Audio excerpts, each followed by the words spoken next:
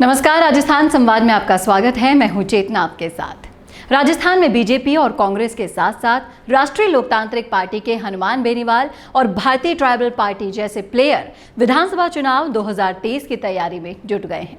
राजस्थान में vote bank के गणित के हिसाब से जाट जाति सबसे बड़ा वोट बैंक है। ऐसे में जाट समाज का नेता बनने की पिछले 70 सालों से चल रही लड़ाई अब नए मोड़ पर आ गई है। आजादी के बाद पहली बार चुनाव हुए तो राजस्थान के पहले वित्त मंत्री नाथूराम मिर्धा बने। मिर्धा परिवार ने न सिर्फ नागौर बल्कि सूबे की जाट राजनीति पर लंबे समय तक दबदबा रखा, लेकिन 21वीं में मिर्धा परिवार की राजनीति की चमक धीरे धीरे फीकी पड़ गई। इसके अलावा खाटी राजनीति के आसरे जोधपुर के लक्ष्मणगढ़ चाड़ी के परसराम मदेरणा भी ऐसी शख्सियत थी जिसने करीब 7 दशकों तक सूबे की सियासत में अपने कायदे स्थापित किए। लेकिन 1998 में मुख्यमंत्री की कुर्सी परसराम मदेरणा के हाथों में आती आती निकल गई, तो उसके साथ ही धीरे धीरे हाथों से निकलने लगी जाट राजनीति की कमान। भवरी देवी प्रकरण ने इस परिवार की सियासी ताकत को और झटका दिया। मारवाड़ के इन 2 परिवारों के अलावा शेखावटी का ओला परिवार भी जाट राजनीति में अपनी अहमियत रखता था। लेकिन 2008 में शीशराम ओला के मुख्यमंत्री बनने की संभावनाएं खत्म हुई तो धीरे धीरे उनकी सियासी ताकत भी खत्म हो गई। मिर्धा, मदेरणा और ओला परिवार के बाद अब जाट राजनीति में नए प्रतीक का उदय हो रहा है और वो है बेनीवाल परिवार। जयपुर की गलियों में छात्र राजनीति से करियर शुरू करने वाले हनुमान बेनीवाल, जिनके पिता कभी बीजेपी के साथ रहे थे, स्थानीय जातीय वर्चस्व की लड़ाई में जाट युवाओं का पक्ष लेकर और वसुंधरा राजे से हुए अदावत के बाद निर्दलीय राजनीति शुरू करने वाले हनुमान बेनीवाल अब खुद को जाट राजनीति के नए चेहरे के तौर पर स्थापित करने में जुटे हैं। बेनीवाल मौजूदा वक्त में जाट राजनीति के लिए जिस जमीन को उपजाऊ मानते हैं वो बाड़मेर, जोधपुर, नागौर के साथ साथ शेखावटी के कुछ इलाके हैं, लेकिन सबसे ज्यादा नजर नागौर, जोधपुर और बाड़मेर पर है। यहाँ बेनीवाल का मुकाबला मदेरणा परिवार से है, जिसकी कमान फिलहाल दिव्या मदेरणा के हाथों में है। आजादी के बाद से जाट राजनीति में जिन चेहरों ने खुद को स्थापित किया, उन्होंने खाटी राजनीति की। देसी अंदाज में भाषण देने से लेकर लोगों के साथ संपर्क स्थापित करने की उनकी अलग कला होती थी। बेनीवाल उसी स्टाइल में राजनीति कर रहे हैं।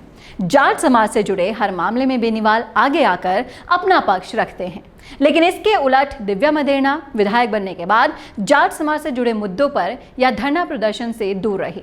वो केवल विधानसभा में ही आक्रामक नजर आई, सड़क पर संघर्ष करते हुए कहीं नहीं दिखाई दी।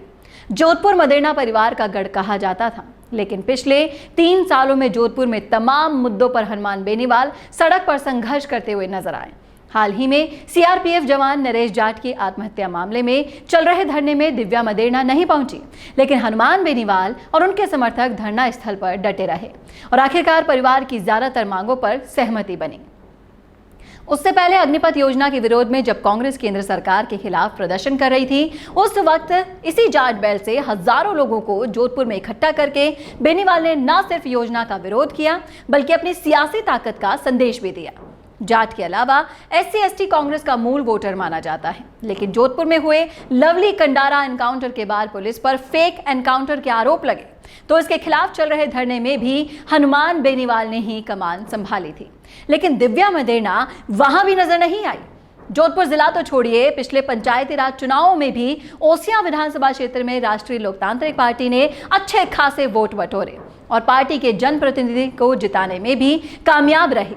न सिर्फ जोधपुर बल्कि बेनीवाल अपने गृह जिले नागौर में भी उतने ही सक्रिय हैं। जयपाल पूनिया मर्डर केस हो या फिर मेघाराम आत्महत्या प्रकरण, सुनील ताड़ा हत्याकांड से लेकर नागौर में दलित युवती से दुष्कर्म और हत्या का मामला हो, हर मौके पर बेनीवाल ने वक्त रहते मोर्चा संभाला, जिससे न सिर्फ जन समर्थन जुटाने में उनको मदद मिली बल्कि विरोधियों की ताकत को भी धीरे धीरे खत्म करते गए।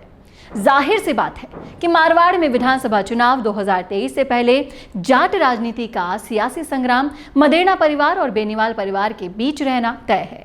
ऐसे में अगर दिव्या मदेरणा सड़क पर संघर्ष करते हुए नहीं दिखी और उनके इलाके में जनता के मुद्दों पर बेनीवाल लड़ाई लड़ेंगे या जनता भी हनुमान बेनीवाल से ही मदद मांगने पहुंचेगी, तो दिव्या मदेरणा के लिए अपनी सियासी विरासत को संभाल के रखना काफी मुश्किल होगा, जिसका फायदा यकीनन हनुमान बेनीवाल ही उठाएंगे।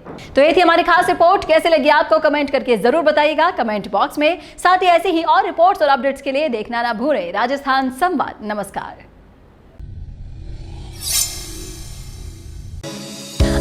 अपनी हंसी से ज्यादा क्या कभी आपको कोई खूबसूरत बना सकता है? लेकिन जब इस हंसी का ख्याल रखने की बात आती है तो हम लापरवाही कर जाते हैं। इसीलिए अपने दांतों का ख्याल रखिए और उसके लिए राजस्थान की सबसे अनुभवी डेंटिस्ट डॉक्टर नीलम माहेश्वरी को YouTube पर फॉलो कीजिए।